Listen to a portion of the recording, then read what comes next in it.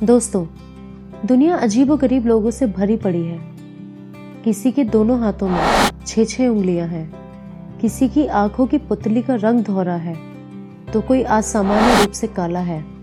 लेकिन क्या आप कभी सोच सकते हैं किसी ऐसे व्यक्ति के बारे में जो इंसान के आंतरिक अंगों को सिर्फ अपनी आंखों से देख सकता हो? जी हाँ दोस्तों, आज हम जिस लड़की की बात करने जा रहे हैं उसे हम एक्सरे गर्ल के नाम से भी जानते हैं। अगर आप भी जानना चाहते हैं कि कौन है ये लड़की, कैसे अंजाम देती है वो इस कारनामे को, तो इस वीडियो को एंड तक जरूर देखिएगा। हाय गाइस, आप देख रहे हैं हमारा यूट्यूब चैनल ज्ञान लपेट लो और मैं हूं आपकी दोस्त नेहा गुप्ता।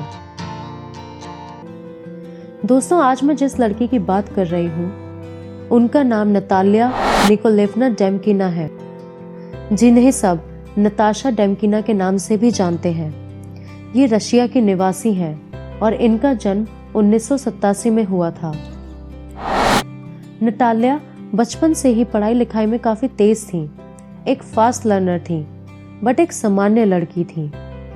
लेकिन 10 साल की उम्र तक आते आते मानो उनके अंदर कोई सुपर पावर आ गई हो, जो किसी भी इंसान के आंतरिक अंगों को सिर्फ अपनी आंखों से देख सकती थी।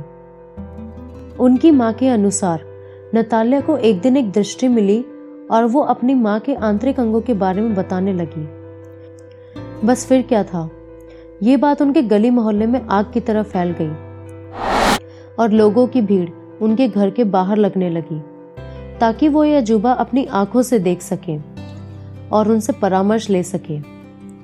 फिर 2003 में उनकी इस कहानी को एक स्थानीय समाचार पत्र द्वारा छापा गया और एक स्थानीय टेलीविजन स्टेशन ने इसी वर्ष उन्हें शूट किया।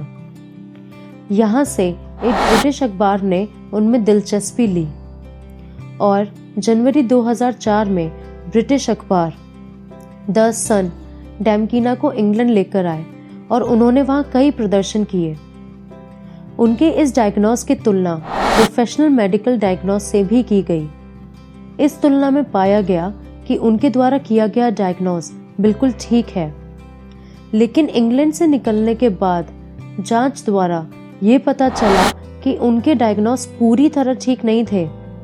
एक घटना में उन्होंने एक टेलीविजन फिजिशियन को बताया था कि उन्हें कई मेडिकल इश्यूज हैं, जिसमें उनकी किडनी में स्टोन, गॉल ब्लैडर की बीमारी और बढ़े हुए लिवर एंड पेनक्रियाज भी शामिल हैं।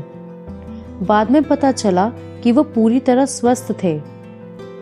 मई 2004 में उन्हें डिस्कवरी चैनल द्वारा न्यूयॉर्क सिटी बुलाया गया और उनपे एक डॉक्यूमेंट्री बनाई गई, girl with X ray eyes.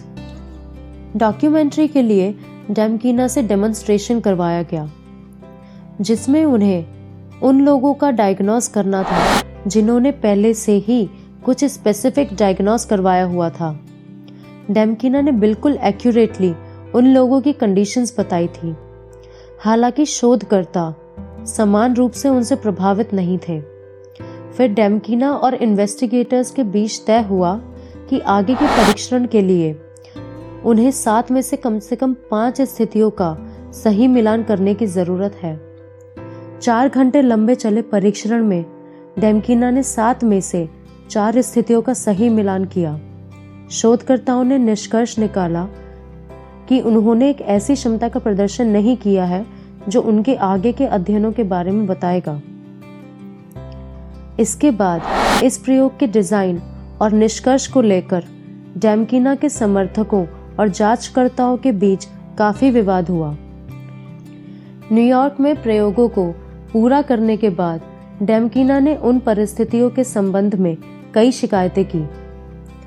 New York की यात्रा के बाद डेमकिना ने प्रोफेसर योशियो माची के निमंत्रण पर जापान में टोक्यो इलेक्ट्रिकल यूनिवर्सिटी की यात्रा की, जो असामान्य मानवीय क्षमताओं के दावों पर अध्ययन करते हैं। लंदन और न्यूयॉर्क में अपने अनुभवों के बाद डेमकिना ने परीक्षणों के लिए कई शर्तें निर्धारित की, जिसमें सब्जेक्ट को उनके साथ अपनी स्वास्थ्य स्थिति बताते हुए एक प्रमाण पत्र लाना था और डायग्नोस को एक स्पेसिफिक बॉडी पार्ट तक सीमित रखा जाए, ये भी उनकी शर्त थी, जिसकी सूचना उन्हें पहले से दी जानी थी। डेमकीना की वेबसाइट का दावा है कि वह सब्जेक्ट्स को डायग्नोस करने में सक्षम थी। अब सच चाहे जो भी हो, डेमकीना की इस खूबी ने उन्हें पूरे विश्व में मशहूर तो कर ही दिया। दोस्तों, आज की हमारी स्टोरी आपको कैसी लगी प्लीज़ कमेंट करके ज़रूर बताइएगा। लाइक, शेयर एंड सब्सक्राइब करना ना भूलें। Thank you for watching us.